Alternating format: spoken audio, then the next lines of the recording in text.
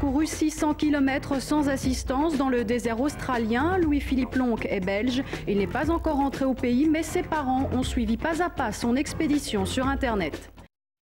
Lui, il n'a pas choisi le scooter, mais uniquement ses jambes pour traverser le désert australien. Il s'appelle Louis-Philippe Lonque, il a 31 ans et il est belge. Il vient donc de terminer une marche de 600 km sans assistance. Isabelle Palmitessa a rencontré ses parents à Moucron. La presse australienne a salué son exploit. Louis-Philippe Lonque vient de réaliser à pied la traversée nord-sud du désert de Simpson. Cela n'avait jamais été fait avant lui. 800 km, 35 jours de marche sans assistance extérieure en tirant 200 kg de vivres et de matériel. Il est parti avec cette nourriture lyophilisée, son eau, une tente et quelques caméras et appareils photo pour pouvoir, je dirais, ramener et compter un petit peu son expérience.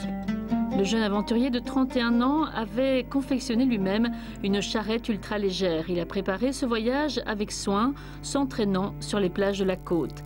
Mais sa préparation a aussi été mentale. Alors, qu'est-ce qui le pousse à aller aussi loin?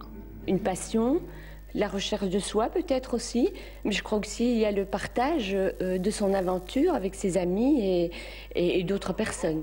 Monsieur et Madame Lonque sont restés en contact avec leur fils pendant le périple grâce à un téléphone satellite. Ils étaient confiants mais sont ravis de le savoir arriver à bon port. Et t'as des chapeaux tout ça?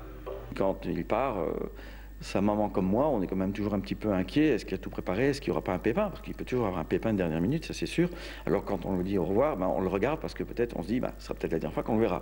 Il y a toujours quand même un petit peu une part d'inquiétude, ça c'est certain. On ne peut pas non plus lui dire de stopper cette aventure parce que c'est sa passion. Donc on veut vivre également ses passions avec lui.